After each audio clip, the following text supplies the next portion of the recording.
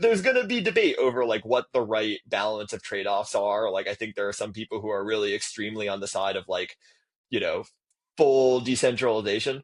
Like you can't have centralized entities have any power. As you guys were developing this, what was kind of like the thought process? Did you learn anything about MEV, or generally how have you seen MEV?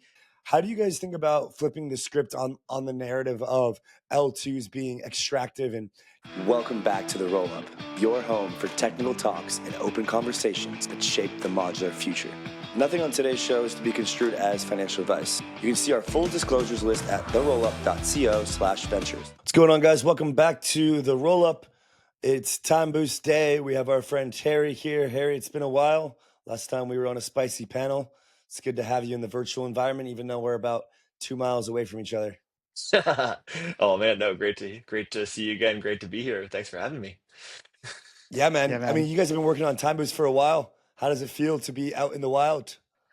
It's exciting. It's very exciting, slightly, that sort of perfect mix of exciting and then a little scary, which you means you're doing something right.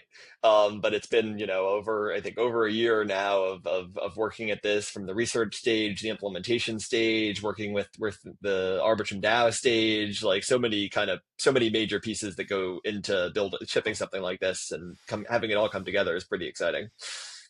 Absolutely. So to give a little bit of an overview, and obviously Harry fill in the blanks here, Time Boost, and it's Yeah. finally time for Time Boost, is that it is a change in the way that sequencing is done on Arbitrum, going from a first in, first out mechanism to one where you guys are allowing people and users to bid for priority ordering.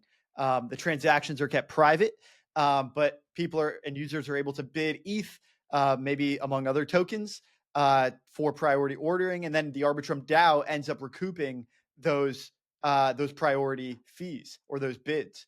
And so, generally this was done to sort of oust the MEV from Arbitrum and make it a much more fair ordering process. As you guys were developing this, what was kind of like the thought process? Did you learn anything about MEV, or generally how have you seen MEV, change and adapt? And now ultimately with Time Boost in its new form, how do you think Arbitrum will react to this change? Oh, totally. Yeah. And just, I think just to kind of fill it, you were like 90% accurate on that.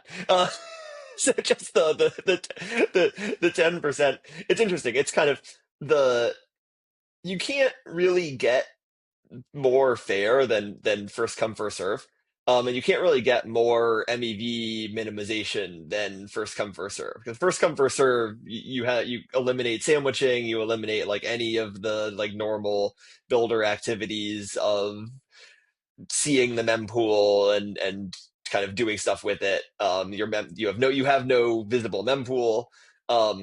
Time Boost, the goal is to basically preserve all of those qualities. And that's kind of the really tricky bit of Time Boost, is that like if you look out there at the spectrum of kind of ways that chains handle MEV, basically kind of most people give up on those qualities to some degree and give builders or searchers sort of more control than we're comfortable with, and kind of introduce MEV essentially compared to where Arbitrum is at.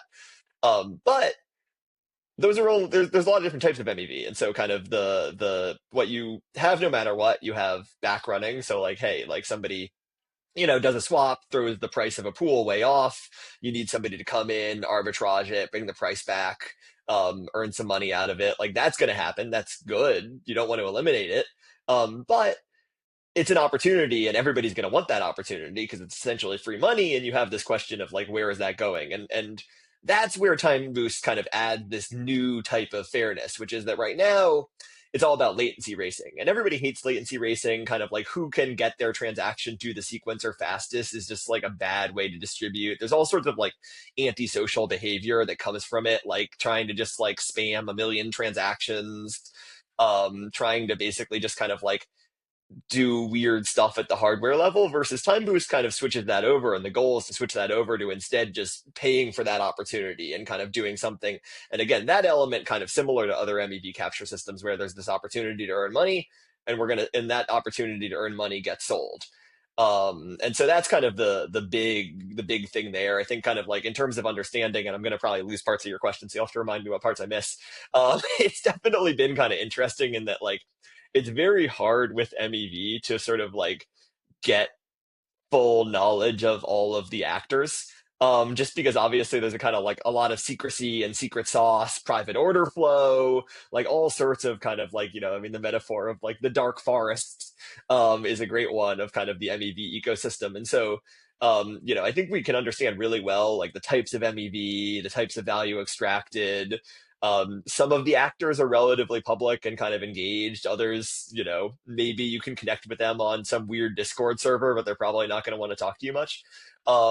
Which is why kind of TimeBoost was designed sort of in a way where like about what we have, what we tried to do is basically create the thing that is the best thing that we could figure out in this sort of like there's this gap between theory and practice. And it's going to be really cool to see. And kind of there's a ton of data monitoring and analytics set up to like see kind of and monitor in real time any effect that's going to have on the actual ecosystem. And kind of, and also in the proposal, kind of various powers like off chain, like the off chain labs, the ability to mess with certain parameters in kind of ways that the DAO is allocated in order to try to sort of make any changes if necessary. And kind of that live reaction and kind of observance and evolution of the system is going to be so key. Yeah, definitely. I mean, I think that one pushback from the community around L2 is probably whether first come first serve or implementing as Arbitrum One is doing in this more priority fee operation has been the result of the fees generated from the sequencer and then essentially like where they go. And so, within Arbitrum's model, those go to the DAO. And we have been seeing some talks and some initiatives be put forth from AJ around this kind of Arbitrum as this like nation state or as this kind of global entity. We've been seeing ideas from other chains as well around best practices to use those sequencer fees. How do you guys think about flipping the script on the narrative of L2s being extractive and kind of holding this idle ETH into multi-sigs or DAO treasuries into something more productive for Arbitrum and Ethereum as a whole? Oh, totally. Yeah. And it's really to me kind of like the the general immaturity of DAOs that this is even like a question like, yeah, you don't just have value sitting there doing nothing because like obviously sort of like that's not good for anybody. And kind of the sort of the needed sort of ecosystem maturity. And to be clear, there's a lot of people in the DAO who are interested in this, who are talking about this. It's just sort of, and this is kind of goes to go and there's some great sort of existing efforts in this, like Step being kind of one of the most exciting ones where, hey, both the DAO has invested money and is earning like real income on it. And also onboarding all of these really exciting RWA providers to the ecosystem. And it's kind of a great example of that sort of nation state model where you can kind of both capture value and grow the pie at the same time. Which is like obviously huge. And kind of if you're talking about, hey, my money can either be sitting here doing nothing, or it can be simultaneously capturing value and growing the market. It's pretty clear which of those you want to see, and kind of figuring out like how to actually pull that off successfully and kind of what the right ways to do it are for both kind of Arbitrum and Ethereum are the tricky bits, and kind of like that's where you get into and kind of definitely sort of watching with interest the Arbitrum Foundation's Arbitrum aligned entities proposal that went live I think end of last week maybe. And kind of sort of trying to sort out sort of like the kind of operational capacity and sort of organizational capacity to sort of like really kind of take on these sort of strategic challenges, which are just so hard to solve in a way that can really drive progress. Yeah, so there's been some interesting, let's just say, lack of consensus on those proposals or on those ideas. Many people for, some against, notable people in the community. Maybe you could break down what the importance of those are for Arbitrum and why you feel that why there is this lack of consensus. Yeah, I mean it's kind of interesting, and I mean I feel like the starting point in terms of talking about this is just the like Arbitrum DAO is actually controlled by token holders, which there's a pretty limited number of DAOs that you can say that about. And the this proposal wouldn't change that at all, and like the fact that that is the case is why this proposal like in my mind, like what this is proposing is like what every like a better form of what everybody else is already doing way, you know, is it already has way less power and kind of delegation into DAOs in a really kind of sad way from the state of like what you know DAOs are trying to achieve. um the Arbitrum DAO, when it launched 2 years ago, went in kind of like the exact extreme opposite direction of like full decentralization. The Arbitrum Foundation having kind of like a very restrained role in the ecosystem, kind of creating, you know, getting like huge engagement, like leading to like all sorts of, you know, awesome teams being involved, and you know starting up like Entropy Advisors, who's been an awesome addition to the ecosystem. um and kind of now it feels as though there's this kind of goal of finding kind of whatever this like reasonable middle point is, where you can kind of have some of the operational advantages of having a bit more structure while also like not losing that kind of core of the thing which is most important, which is decentralization. And kind of, you know, there's going to be debate over like what the right balance of trade-offs are. Like I think there are some people who are really extremely on the side of like, you know, full decentralization. Like you can't have centralized entities have any power. Like you just need to have like fully decentralized everything. Um, my personal view on this is that that's kind of like fairly extreme, and there's a kind of mental model split between like who has the actual power, and sort of who's doing things. And like my favorite example of this is kind of actually you know, pulling it back to slightly towards TimeBoost, like with the sequencer. Like there is a sequencer for Arbitrum. If that sequencer ever did anything that the Arbitrum DAO didn't like, they could just vote to kick out the sequencer and replace them with a new sequencer. Um, and like that level of sort of, you know, that's where the real power is the thing that kind of like to me is the reason why like these systems are worth thinking about, and kind of like a nice balance where, you know, unlike some other ecosystems where you might have like, hey, there's a foundation, like they control, you know, almost all the token supply. The DAO sort of can like advise them and ask them to do things, but like also if the foundation says we're going to ignore you, DAO, the DAO has no power. Like couldn't be further from Arbitrum. Yeah. I think I think that there's been a huge performance and UX shift in the last, really year or so, where I think the market has been telling us that they value these two things over decentralization, or at least some are willing to accept some trade-offs for better or for worse.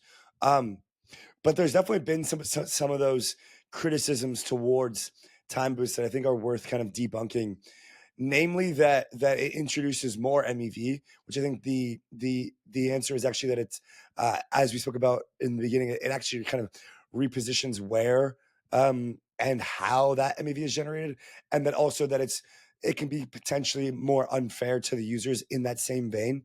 What are your thoughts around the criticism that you guys received about TimeBoost, and what are some of the core ones that you'd like to debunk? Innovating finance, global, institutional, and on-chain. Deep liquidity to drive capital efficiency. Now, maximize yield on institutional-grade liquid staking with METH. Unlock $1 trillion of capital via Bitcoin. All of this secured by Mantle's treasury of billions in stables and ETH capital pools.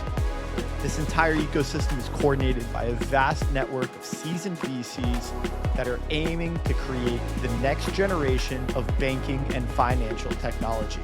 This is Mantle. Ladies, gentlemen, Anons, and Degens, it is stablecoin season, brought to you by your favorite, the best in stablecoins, Frax. USD dollar stablecoin backed by the best in the business, the Biddle Fund by BlackRock and Superstate. This is stablecoin season. It is the yield-bearing stablecoin by Frax, coming soon to a chain near you. RedStone is DeFi's modular oracle. Supporting over 100 clients on over 50 chains and offering 1,000 assets, RedStone is the leader for Bitcoin staking and yield-bearing assets. They offer the most robust, customizable price feeds available in any model. Join the RedStone exhibition today.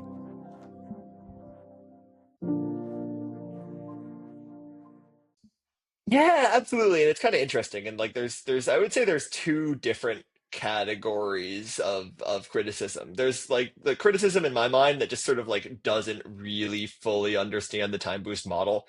Um, because time boost is just so different than most existing MEV systems. Like people look at time boost and they like think about it the same way that like kind of like the Ethereum um PBS like based MEV ecosystem works. And it's different enough that kind of most of those analogies don't make sense. And so kind of like, you know, on the fairness side, yeah, the kind of that's sort of, the that's the thing where basically kind of it's sorry, my brain skipped for a second. Uh, on the fairness side, that's the thing where it's kind of most prioritized, and keeping that sort of first come first serve experience is so important. There is around a 200 millisecond latency increase to users, and that's kind of like the one big UX sacrifice that Time Boost makes. Um, Kind of, I think the thought process there is essentially that it's worth it because most users are not really going to notice 200 milliseconds compared to the advantages of Time Boost in terms of kind of what it's going to do to the MEV ecosystem. Um, and then you have kind of, and then you think about like the actual distribution and fairness in the MEV ecosystem. And there's general alignment around this idea that kind of, hey, being able to bid for value is a lot more fair than kind of latency racing, because latency racing gets into all sorts of sort of structural advantages. Like, hey, can I actually build out my tooling can I figure out where the sequencer is and try to build my tooling as close as possible to this actual physical box? Like, well, hey, maybe you're based in some, other country and you don't have the right to, deploy your equipment near the sequencer, like, and you can't participate in the ecosystem. Whereas with Time Boost, all you need and that 200 millisecond advantage is enough to basically make it not matter on the latency side.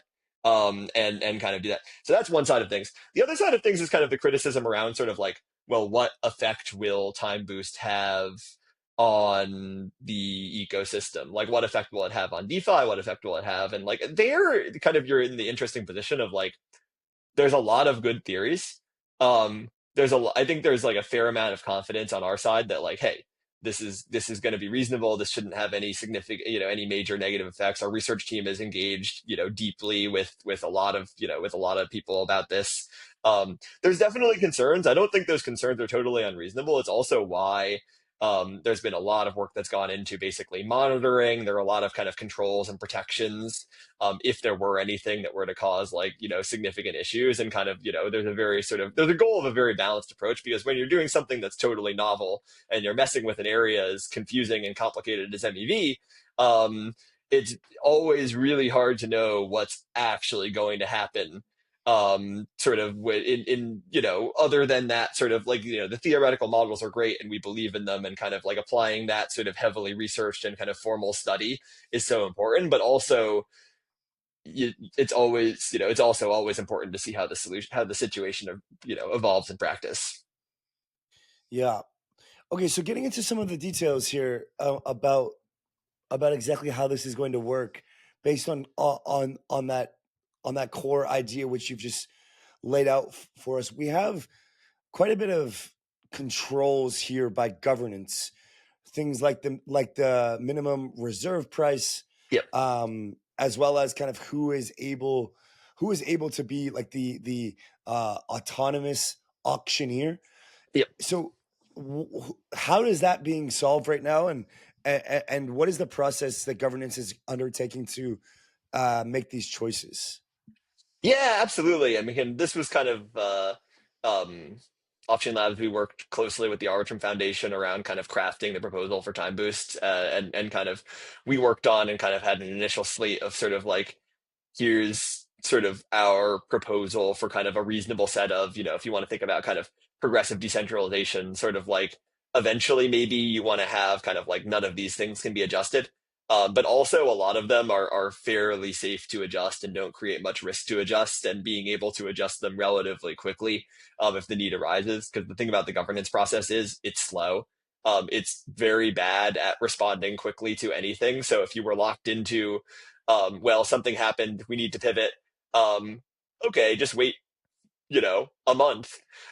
It's not a practical solution. And so kind of, there's initial, and then there's a lot of feedback from delegates. There's back and forth over kind of like, hey, what are properties that, the minimum reserve price is a great example of something where it's kind of like, you can, it's not particularly scary to delegate authority to change that. What's the minimum reserve price? It's the minimum reserve price is the minimum price that you're going to sell a minute of express lane ownership for. And if it doesn't get sold, then the system just runs first come, first serve. And so basically, the risk is just like, hey, maybe the express lane isn't sold, and worst case, if it's not sold, the system functions the same as it does today, which is kind of a very reasonable sort of, a very reasonable trade-off to make. And I think kind of that hopefully that generally answers that question. Yeah, I think I mean these decisions are often like arbitrary, but can make an impact on kind of how the protocol seems to obviously operate and the efficiency. Yeah. Um, And you want to be able to fine tune. You want to be able to like, there's 100 parameters. MEV is complicated and evolving. I would hope that a year from now, the list of things that kind of can be easily changed is a lot smaller. And that like as TimeBoost gains experience and stands the test of time, there's kind of a level of comfort developed, which is like, hey, we're okay with if this takes 30 days to change. And kind of that balance is just this like incredibly fundamental thing for DAOs of sort of being able to move quickly, and being able to move in a decentralized way. Basically the exact same thing we were talking about before in the other setting about the Arbitrum aligned entities proposal. Definitely. So as we kind of come to a wrap here, as you're looking forward in a post time boost world, what does this mean for the DAO, for off-chain labs, for users of Arbitrum One? Um, is there going to be any material changes to the experience or for any of the applications? What is the what is the future of Arbitrum One in this post time boost environment? Absolutely, yeah. I mean, and kind of the beautiful thing is that like if Time Boost goes really well, which I'm here to say I'm feeling pretty damn good. That the user experience will barely change. There's an extra 200 millisecond latency, but users aren't really going to notice that. Um, the amount of sort of back running, junk, latency racing, blind back running, like all of this kind of antisocial behavior that fills up block space should be should be hopefully be like very reduced. And so, more block space to actually go to good user transactions, which is like effectively will help, scale the capacity of the chain. And new revenue source to the DAO, and kind of treasury diversification, getting kind of getting more ETH, being able to hopefully do cool things like stake in the future, and kind of generally build out sort of a long term kind of financial world where the DAO is able to build and expand and accrue value. Looking forward to it, Harry. I appreciate your time. I know it's been a long work or a long journey with a lot of work. So excited to see this roll out. And yeah, big day today. Oh man, thanks for having me on. It's a lot of fun. Thanks, Harry.